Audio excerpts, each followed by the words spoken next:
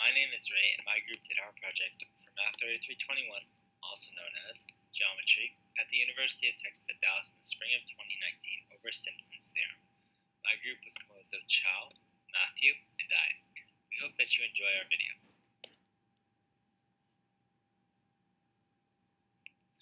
First, an introduction to Robert Simson. He was born in Scotland in the year 1687 and attended the University of Glasgow, which is also in Scotland.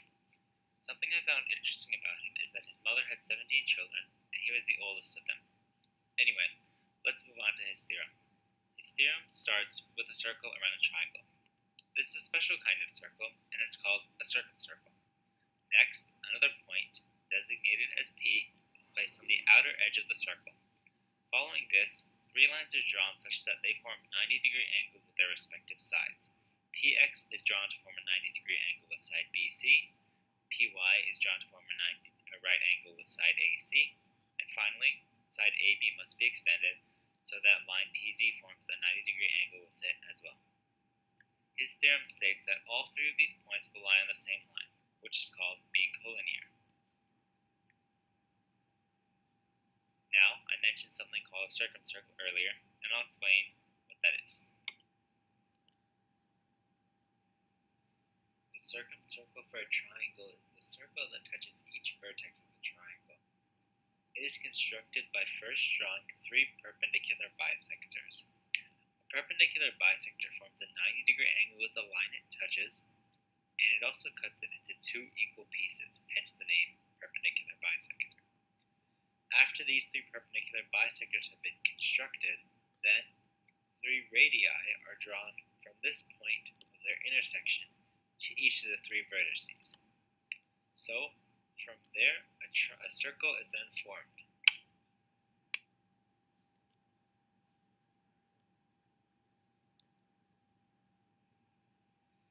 The measure of an inscribed angle is equal to that of half the central angle, and so it must be half the arc it looks at, or subtends.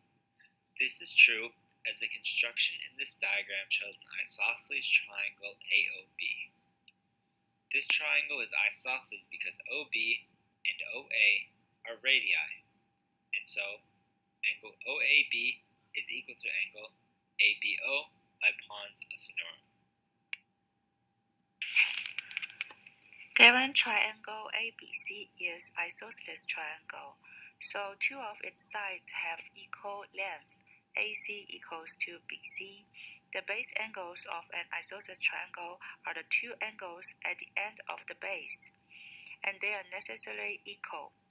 So we call this Pons Theorem.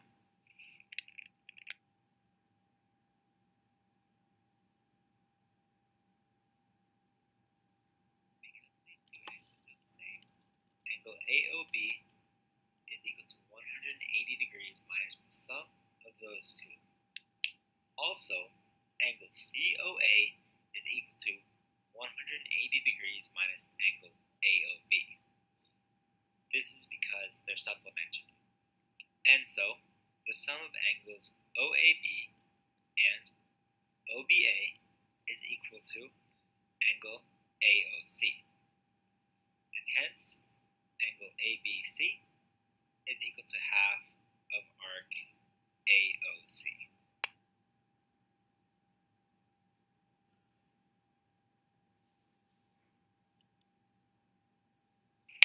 Now, we talk about inscribed quadrilateral. Opposite angles of an inscribed quadrilateral are supplementary. Let's prove it. We know the whole circle is taken to 360 degrees or 2 pi in radius. In our diagram, angle DAB equal in degrees to half arc DCB. Angle DCB equal in degree to half arc DAB. Since arc DCB plus arc DAB equals to 2 pi, so angle DAB plus angle DCB equals to half 2 pi, which is pi. That means opposite angles of an inscribed quadrilateral are supplementary. It Vertical angles are congruent because they both share a common side that they must be supplementary to. This means that the sum of these two angles has to add up to 180 degrees. And they're supplementary usually if they lie on the same line. That makes it for sure supplementary. So in this case, the two bolded arcs, they're the two vertical angles. And the single not as bold arc, that's what both of them have to be supplementary to. And as you can see, since they both share a line with it, they're not the same line, but they both do share a line with it. So those two, their sum must be 180 degrees, and so hence, the vertical angles, they have to be congruent, or have the same measure.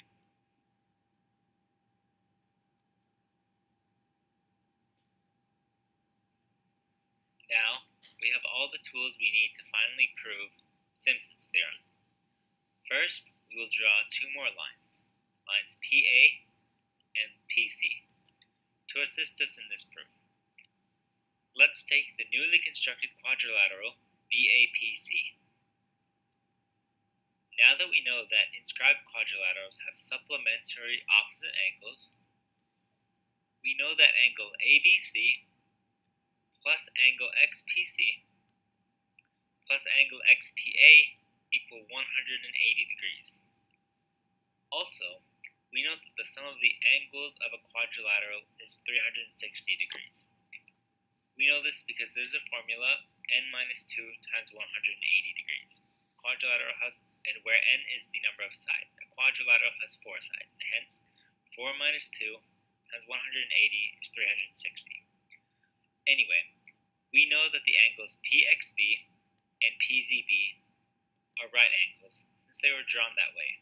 This is known as biconstruction.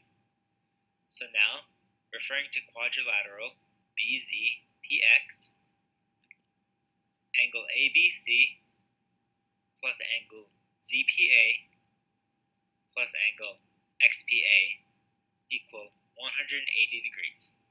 Since we know that the sum of the other two angles in the quadrilateral, angle PZA and PXB, are 90 degrees. Using these two facts, we can conclude that angle CPX is equal to angle ZPA.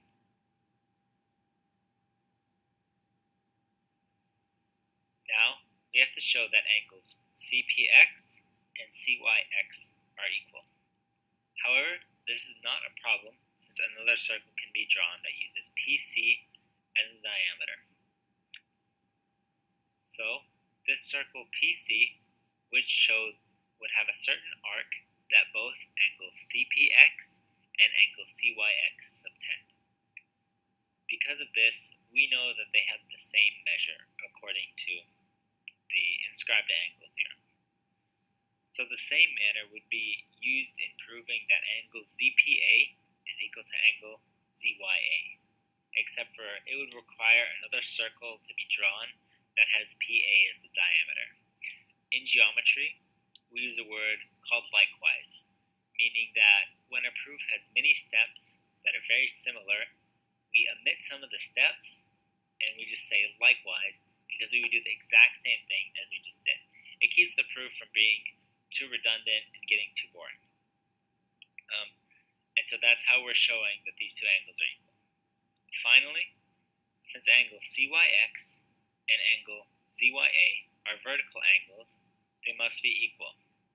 So, since all of these angles are equal, the 3 points Z, Y, and X must lie on the same line, and hence they must be collinear.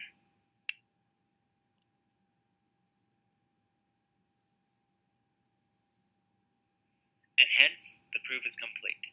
Now, to restate his theorem, the theorem started with a triangle and its circumcircle. Then, another point, which we designated as point P, was placed on the outer edge of the circle.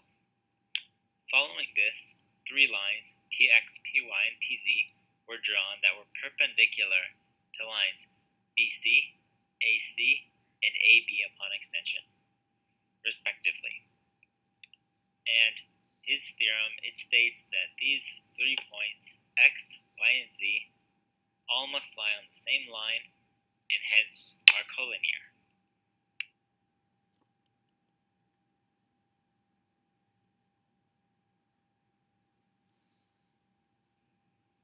Finally, the last thing in our video that we'd like to do is we'd like to thank everybody and everything that was able to make this video happen. So, we'd like to start off with our wonderful professor, Dr. Muhammad Akbar. Then we'd like to thank Microsoft PowerPoint, of course, which we used to design all the animations and all the slides, and allowed us to present our material in an interesting way.